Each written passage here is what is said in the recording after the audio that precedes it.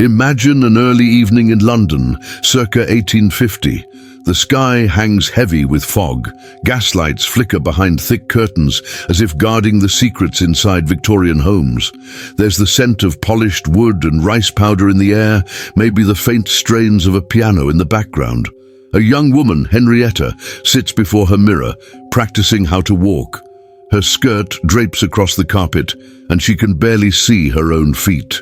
She takes a deep breath, straightens her back, and checks for the 100th time that she isn't showing anything she shouldn't. For a Victorian woman, everything is at stake, even the smallest glance. The obsession wasn't without purpose. For Victorian high society, there was an almost sacred belief that a woman's body should remain a mystery.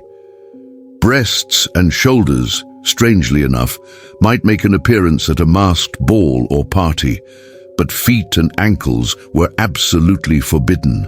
In that moralistic universe, they marked the invisible line between virtue and scandal. Imagine it. Just a flash of a heel while climbing the stairs could ignite months of gossip and speculation. Panic would grip these women. How many marriages unraveled, how many families disgraced simply because someone caught an unlucky gust of wind on the street. This paranoia showed up in even the simplest daily habits.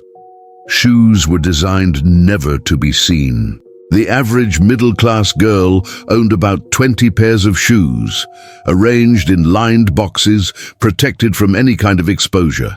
Many used only a few times, never even shown to their husbands. And it wasn't about comfort. These shoes had rows of tiny buttons and laces, so tight they made walking difficult, revealing that for many, being seated and still was considered a virtue. The ideal woman was an almost motionless ornament, a figurine whose stillness was a symbol of respectability. Fashion began to create true fortresses around the female body. Skirt upon skirt, layers of stiff textiles, heavy frameworks, changing rooms or getting into a carriage became risky business. Tragic stories abound. Women whose clothes caught fire by the hearth, ladies pulled under bridges by the weight of their soaked garments. Still, society accepted the risk.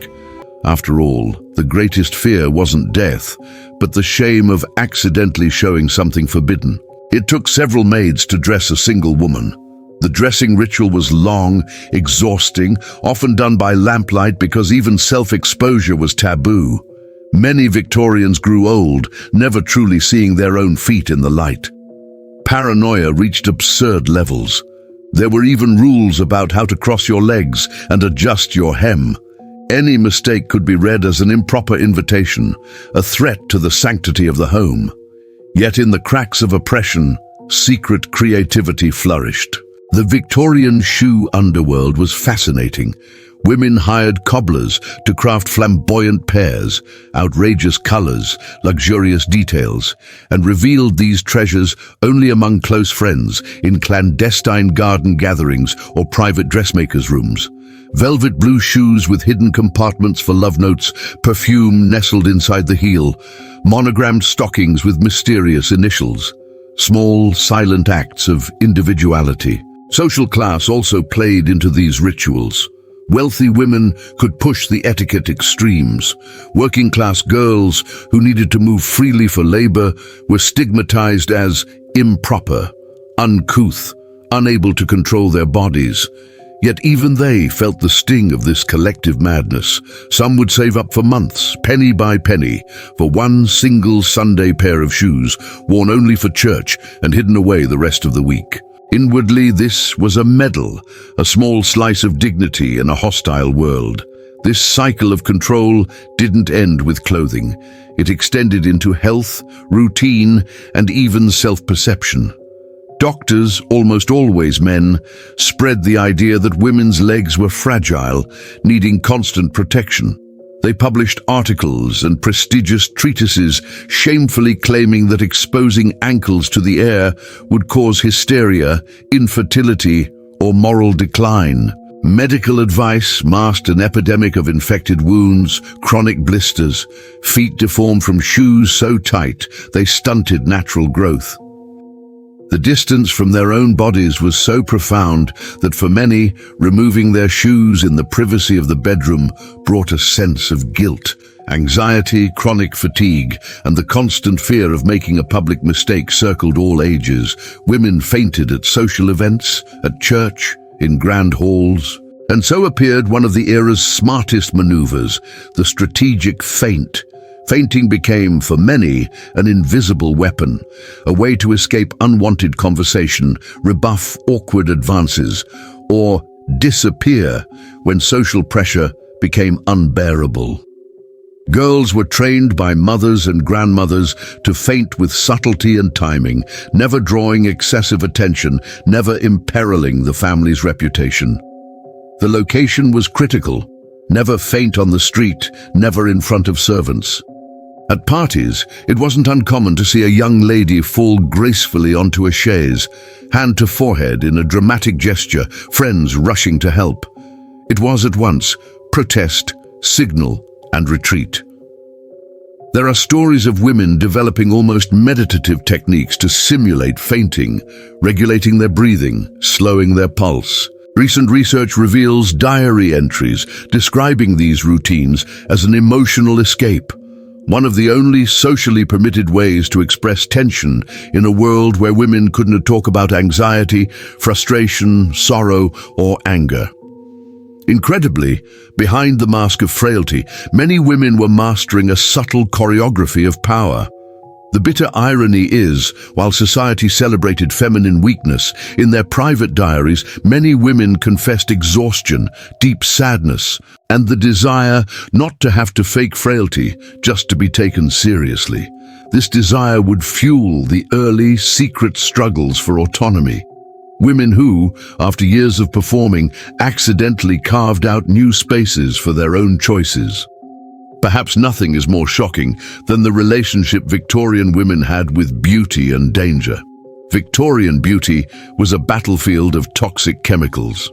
Dresses dyed with arsenic, cosmetics laced with mercury, lead-based powders. Anything was valid if it promised the fragile, pale, coveted look from high society portraits and magazine spreads. The tragedy was that many knew the risks, but with so few economic or social choices, following fashion became a matter of survival, not vanity.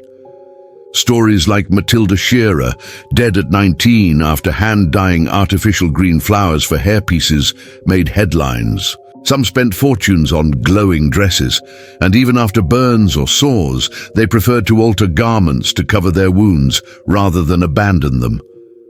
Face powder, loaded with lead, caused systemic collapse, but the pallid appearance, trembling hands, or hallucinations were mistaken for traits of feminine sensitivity. And this drama was global. French women dying from neurological disease, Germans poisoned by green fabrics, even American women importing European toxic cosmetics to chase that elusive, unhealthy glow. Tragically, the symptoms of poisoning became signs of status: trembling hands, extreme thinness, skin pale and almost translucent. There were miracle diets, vinegar, low doses of arsenic, pills and lotions. Surviving letters and diaries described the reality. Women caught between the mirror, anxiety and hope in some concoction. Even in death, the danger persisted. Cemeteries had to be isolated or treated as hazardous waste sites, since bodies buried in their finest outfits still leached arsenic and mercury into the ground. Decades later, in the heart of this tangle of repression, bloomed moments of joy and heroic resistance. Women gathered in secret to swap stories, trade forbidden shoe tips, try clandestine remedies for unspeakable sores. Diaries and letters adorned with intimate details described, sometimes in tears, sometimes with laughter, the last pair of extravagant shoes worn in secret, the night of a staged feint to solve a family quarrel, the bitter taste of pills that promised everything at a deadly price.